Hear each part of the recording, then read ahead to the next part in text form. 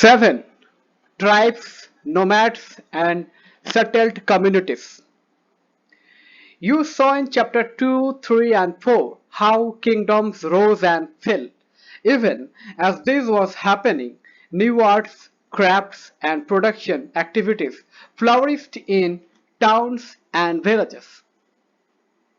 Over the centuries, important political, social, and economic developments had taken place, but social change was not the same everywhere because different kinds of societies evolved differently.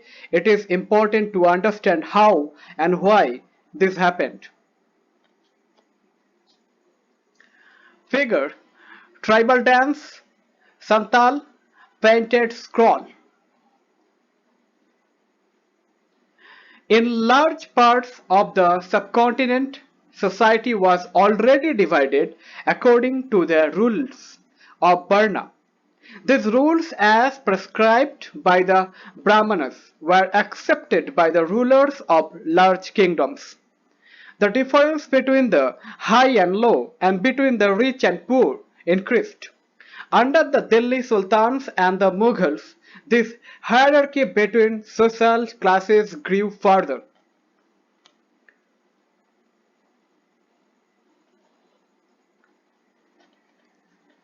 Beyond big cities, tribal societies. There were, however, other kinds of societies as well. Many societies in the subcontinent did not follow the social rules and rituals prescribed by the Brahmanas, nor were they divided into numerous unequal classes. Such societies are often called tribes. Members of each tribe were united by kinship bonds. Many tribes obtained their livelihood from agriculture. Others were hunter-gatherers or herders.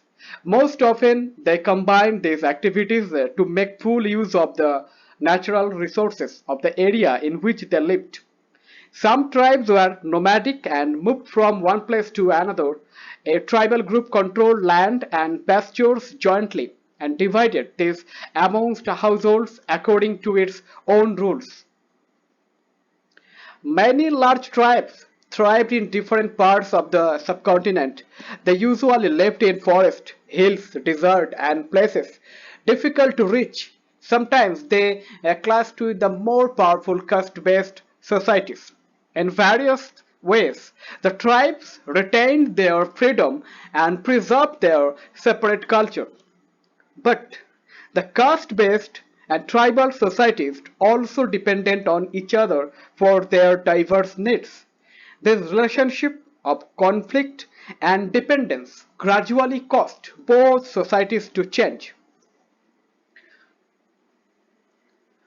On a physical map of the subcontinent, identify the areas in which tribal people may have lived.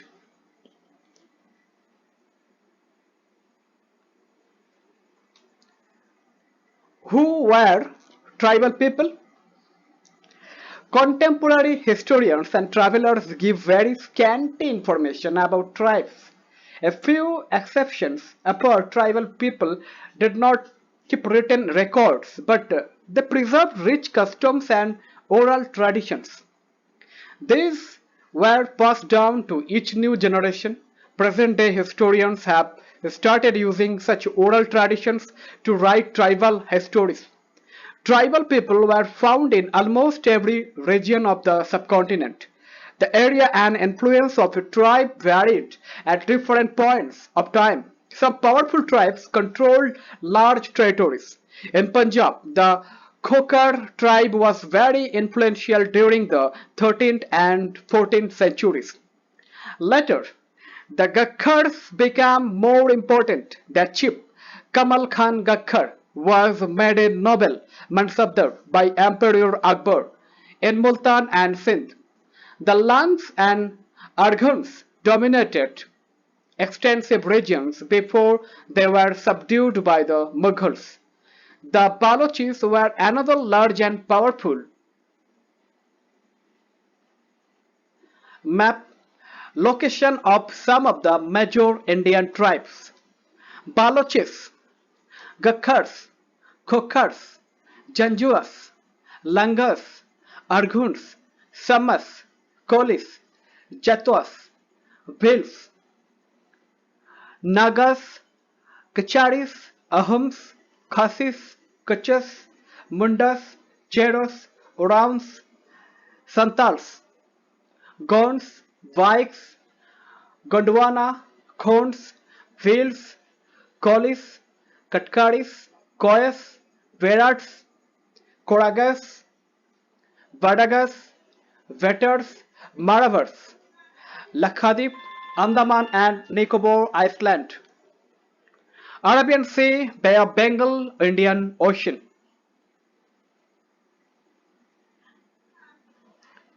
Tribe in the northwest, they were divided into many smaller clans under different chiefs. In the western Himalaya lived the Shepherd tribe of Gardis. The distant northeastern part of the subcontinent too was entirely dominated by tribes, the Nagas, Ahams, and many others. Clan. A clan is a group of families or households claiming descent from a common ancestor. Tribal organization is often based on kinship or clan loyalties. In many areas of present-day Bihar and Jharkhand, Chero chiefdoms had emerged by the 12th century. Raja Man Singh, Akbar's famous general, attacked and defeated the Cheros in 1591. A large amount of booty was taken from them, but they were not entirely subdued. Under Aurangzeb, Mughal forces captured many Chero fortresses and subjugated the tribe. The Mundas and Santals were among the other important tribes that lived in this region and also in Odisha and Bengal. The Maharashtra, Highlands and Karnataka were home to Kolis, Birats and numerous others. Kolis also lived in many areas of Gujarat. Further south there were large tribal populations of Koragas, Petters, Maravars and many others. The large tribe of Bhils was spread across western and central India by the late 16th century. Many of them had become settled agriculturists and some even zamindars. Many Bhil clans, nevertheless, remained hunter-gatherers. The Gonds were found in great numbers across the present-day states of Chhattisgarh, Madhya Pradesh, Maharashtra, and Andhra Pradesh.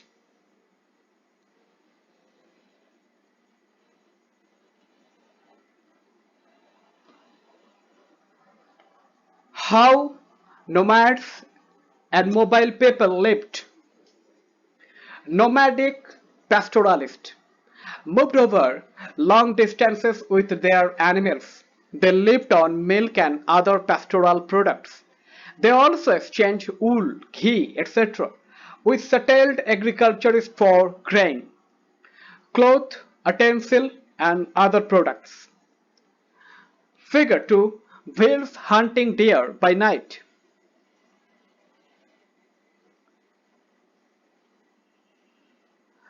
Figure 3. A chain of mobile traders connected India to the outside world. Here you see nuts being gathered and loaded on the backs of camels. Central Asian traders brought such goods to India and the Banjaras and other traders carried this to local market.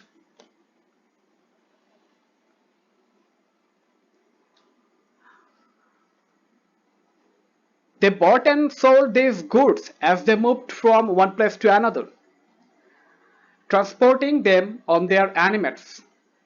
The Banjaras were the most important trader nomads. Their caravan was called Tanda. Sultan Alauddin Khalji, chapter 3, used the Banjaras to transport grains to the city market.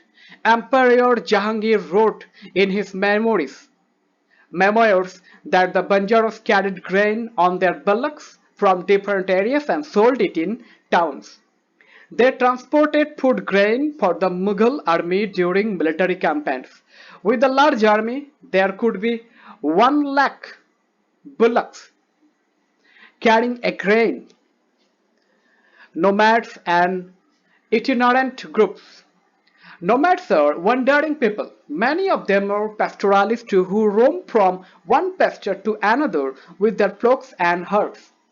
Similarly, itinerant groups such as craftspersons, peddlers, and entertainers travel from place to place, practicing their different occupation. Both nomads and itinerant groups often visit the same places every year.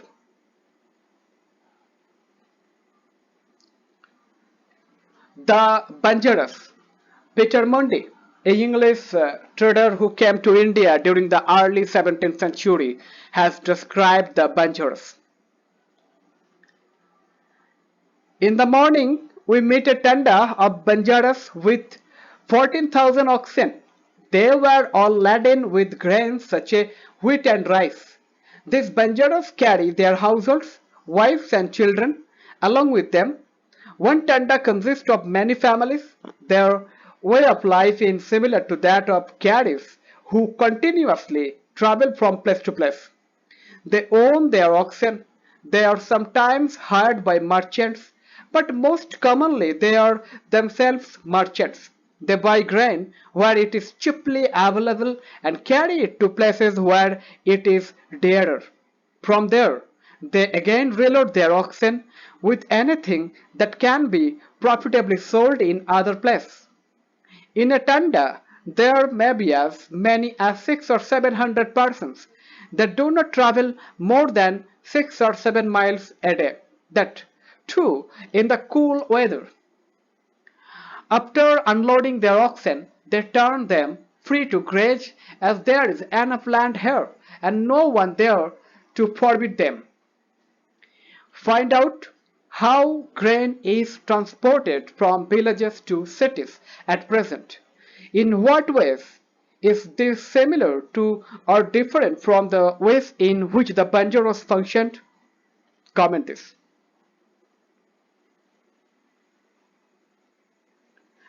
Many pastoral tribes reared and sold animals such as cattle and horses to the prosperous people.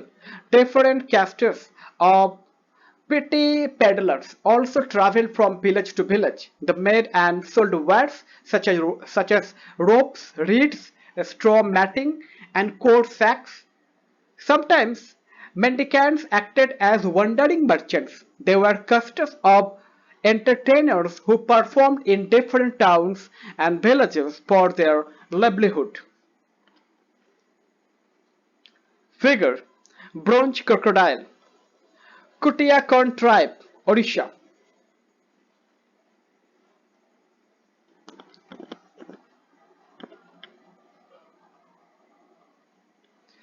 Changing society, new caste and hierarchies.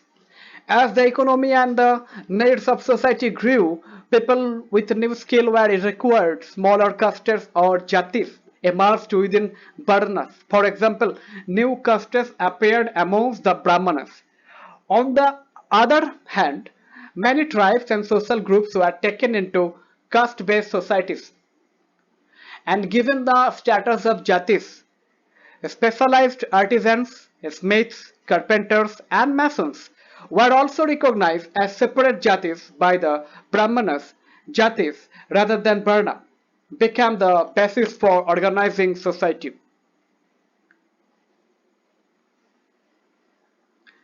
Deliberations on Jati. A 12th century inscription from Uyakondan Udayar in Tiruchirappalli Taluka in present-day Tamil Nadu describes the deliberations in a Sabha, chapter 2 of Brahmanas. They deliberated on the status of a group known as Rathakaras, literally carriers makers. They laid down their occupations, which were to include architecture, building coaches and chariots, erecting gateways for temples with images in them, preparing wooden equipment used to perform sacrifices, building mandapas, making jewels for the king.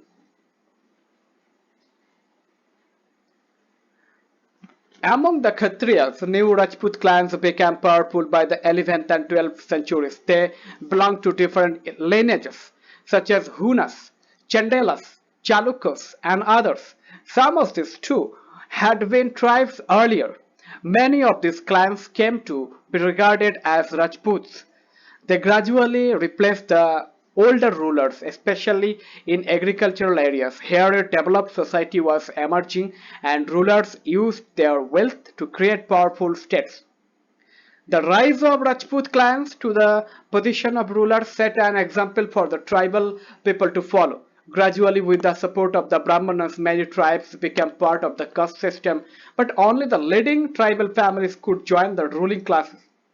A large majority joined the lower jatis of caste society. On the other hand, many dominant tribes of Punjab, Sindh and the northwest frontier had adopted Islam quite early. They continued to reject the caste system. The unequal social order prescribed by orthodox Hinduism was not widely accepted in these areas. The emergence of states is closely related to social change amongst tribal people. Two examples of this important part of our history are described below. Figure: a gaunt omen.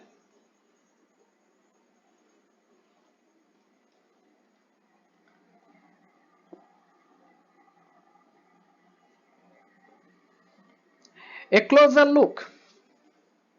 The Gonds. The Gonds lived in a vast forested region called Gondwana, or country inhabited by Gonds. They practiced shifting cultivation.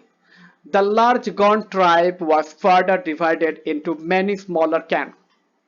Each clan had its own Raja or Rai. About the time that the power of the Delhi Sultans was declining, a few large Gond kingdoms were beginning to dominate the smaller Gond chiefs. The Akbarnama, a history of Akbar's reign, mentioned the Gond kingdom of Garha Katanga that had 70,000 villages. Shifting cultivation. Trees and bushes in a forest area are first cut and burnt. The crop is sown in the ashes. When this land loses its fertility, another plot of land is cleared and planted in the same way. The administrative system of these kingdoms was becoming centralized. The kingdom was divided into Gards. Each Gard was controlled by a particular Gand clan. This was further divided into units of 84 villages called Chaurasi. The Chaurasi was subdivided into Badhuts, which were made up of 12 villages each.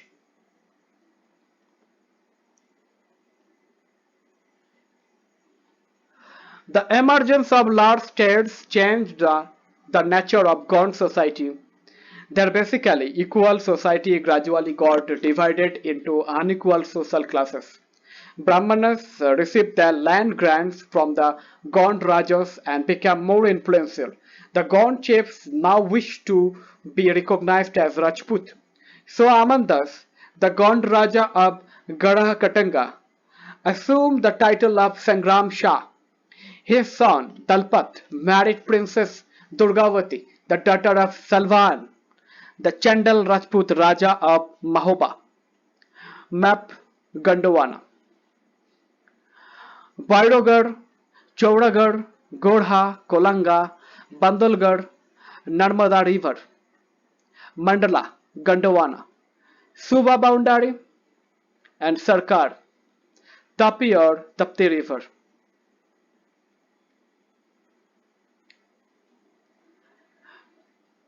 Figure: a carved door, Gond tribe, Bastar area, Madhya Pradesh.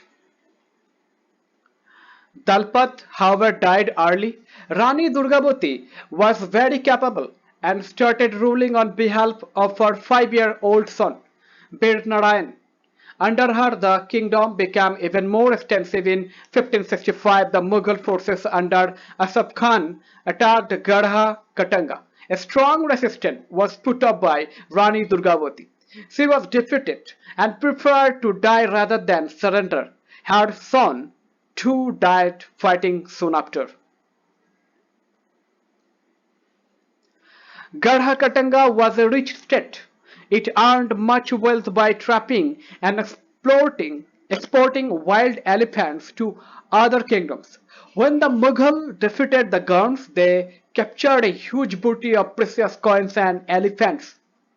They annexed part of the kingdoms and granted the rest to Chandra Shah, an uncle of Bir Narain. Despite the fall of Garhakatanga, the Gond kingdom survived for some time.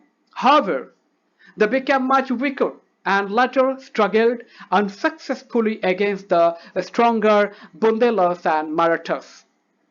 Discuss why the Mughals were interested in the land of the Gonds. Comment this. The Ahams. The Ahams migrated to the Brahmaputra Valley from the present-day Myanmar in the 13th century. They created a new state by suppressing the older political system of Bhuyans, landlords. During the 16th century, they annexed the kingdoms of the Chutias 1523 and the Kochhajo 1581 and subjugated many other tribes. The Ahams built a large state and for this they were used firearms as early as the 1530s. By the 1660s, they could even make high quality gunpowder and cannons. However, the Ahams faced many invasions from the southwest. In 1662, the Mughals under Mir Jumla attacked the Ahom kingdom. Despite their brave defense, the Ahoms were defeated, but direct Mughal control over the region could not last long. Map tribes of Eastern India. Nepal, Bhutan, Meris, Daflas, Chutias, Ahams, Koches, Garos, Khasis, Jaintias, Kacharis, Naga tribes, Bangladesh, Myanmar. The Aham stayed dependent upon forced labor. Those forced to work for the state were called pikes. A census of the population was taken. Each village had to send a number of pikes by rotation. People from heavily populated areas were shifted to less populated places. Ahom clans were thus broken up. By the first half of the 17th century, the administration became quite centralized. Almost all adult males served in the army during war. At other times, they were engaged in buildings, dams, irrigation systems, and other public works. The Ahoms also introduced new methods of rice cultivation. Ahom society was divided into clans or khels. There were very few castes of artisans, so artisans in the Ahoms areas came from the adjoining kingdoms. A khel often controlled several villages. The peasant was given land by the village community.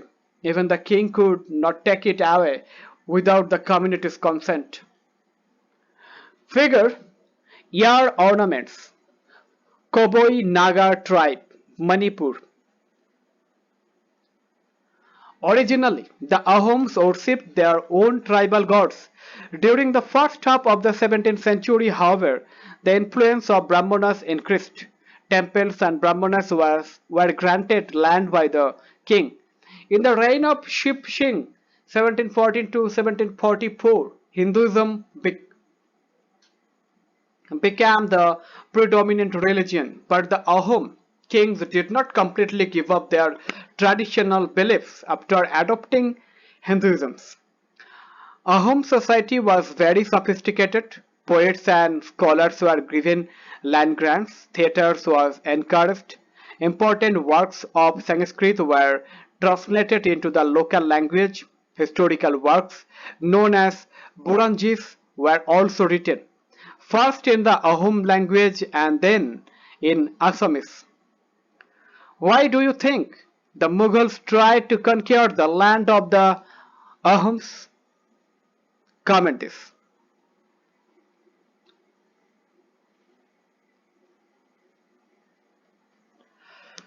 Conclusions. Considerable social change took place in the subcontinent during the period we have been examining.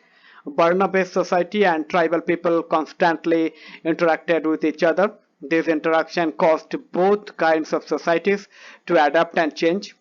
There were many different tribes and they took up diverse livelihoods. Over a period of time, many of them merged with caste-based society. Others, however, rejected both the caste system and orthodox Hinduism. Some tribes established extensive states with well-organized system of administration. They thus became politically powerful. This brought them into conflict with larger and more complex kingdoms and empires. The Mongols. Elsewhere, find Mongolia in your atlas. The best known pastoral and hunter-gatherers tribe in history were the Mongols.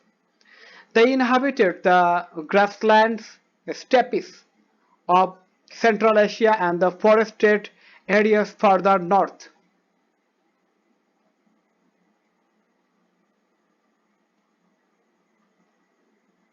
By 1206, Genghis Khan had united the Mongol and Turkish tribes into a powerful military force. At the time of his death, 1227, he was the ruler of extensive territories. His successors created a vast empire at different points of time. It included parts of Russia, Eastern Europe, and also China and much of West Asia. The Mongols had well-organized military and administrative systems. These were based on the support of different ethnic and religious groups.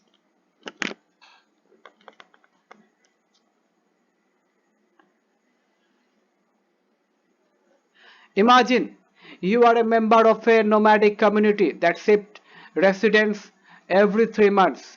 How would this change your life? Comment this. Let's recall. Do this and comment this.